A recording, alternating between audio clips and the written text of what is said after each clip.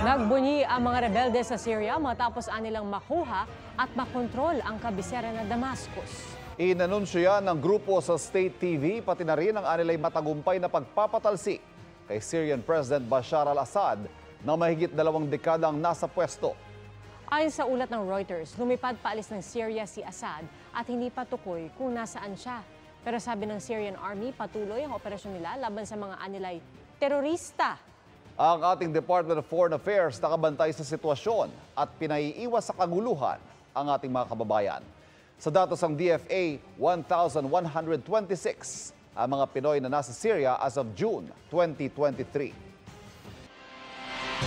Para maidiretso na raw sa Senado ang impeachment laban kay Vice President Sara Duterte, naglunsad ng signature campaign ng Makabayan Bloc. Nakatutok si Jonathan Andal. Hindi na ipatatawag ng House Committee on Good Government and Public Accountability si Vice President Sara Duterte dahil tatapusin na nila bukas ang mga pagdinig nila tungkol sa confidential funds ng bise. May impeachment complaint na raw kasi sa kanya na ang isa sa mga dahilan ay confidential funds din. Kapag umusad ang impeachment, Committee on Justice naman ang gagawa ng mga pagdinig. Kasi pag na ito po sinumiti na sa Committee on Justice, automatic paharapin na rin po siya dyan. Ito po talagang purpose na itong ginagawa po namin investigasyon ay in aid of legislation. We were able to come up already with legislative bills na ipapasa po namin.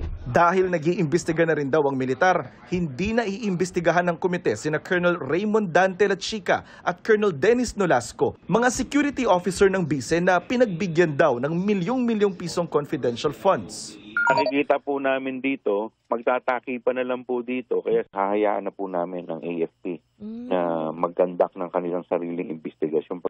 Sa pagtatapos ng pagdinig, naniniwala ang chairman ng komite na may mali-anyang ginawa ang bise sa pondo. Kung ito naman po talaga ay nagamit sa tama, dapat umpisa pa lang lahat sila hindi na nagtago Bakit po inabot kinailangan pa i-contempt sila?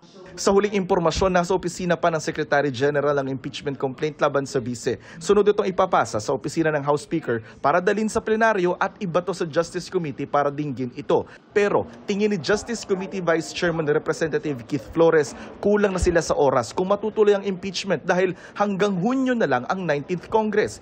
Kaya naglunsad ng signature campaign ng Makabayan Bloc na layong makakuha na agad ng 106 na boto ng mga kongresista para idiretso na sa Senado ang impeachment at hindi na dumaan sa mahabang proseso sa Kamara. Wala akong alam na nangangampanya to secure the signatures. Sa Cebu City, nagtipon sa Plaza Independencia ang mga taga-suporta ng bise na tutol sa impeachment. Para sa GMA Integrated News, Jonathan Andal, nakatutok, 24 oras.